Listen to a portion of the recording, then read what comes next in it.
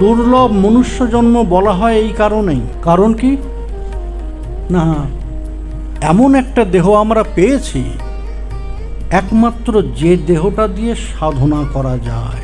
আপনি নিচে নামবেন, সাধনের যোগ্যতা থাকবে না। উপরে উঠবেন, সাধনের যোগ্যতা থাকবে না। তখন হাহুতাশ করবেন, আক্ষেপ করবেন। দেবতারা পর্যন্ত আক্ষেপ করেননি? শ্রীমদ্ ভাগবতে আমরা দেবতাদের কথা কি বলবো?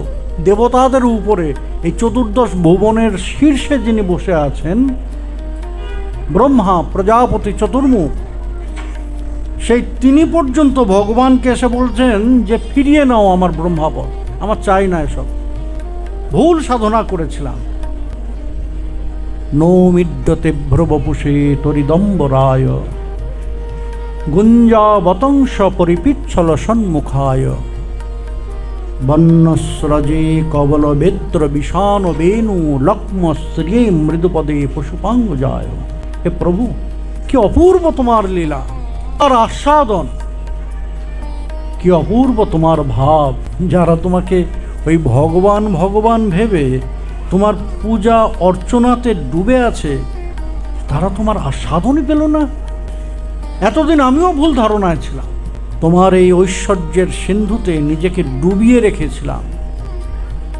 কিন্তু আজ বুঝেছি যে আমার সেই সাধনা ভুল ছিল, যে সাধনা করে আমি এই ব্রহ্মা হয়ে গিয়েছি। খুব ছোটোখাটো সাধনা করিনি প্রভু, শতজন্ম অভঙ্গক্রমে স্বধর্মানুচরণের ব্রত নিয়ে আমার সেই 100টা জন্ম, 100 জন্ম অতিবাহিত করেছি অনুরাগে, নিষ্ঠা সহকার। আর প্রাপ্তি কি?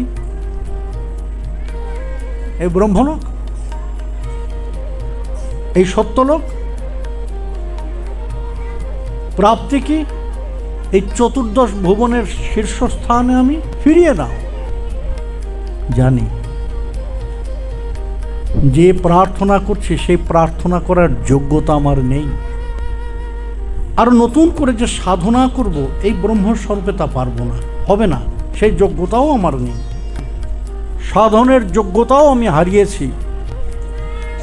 শুধু আমি কি করতে পারি না, তোমার ধ্যানে শুধু ডুবে থাকতে পারি, সাধনা করতে পারি না। যদি আবার সুযোগ পাই এই ব্রহ্ম পরমায়ু সমাপনে, যদি আবার সুযোগ পাই,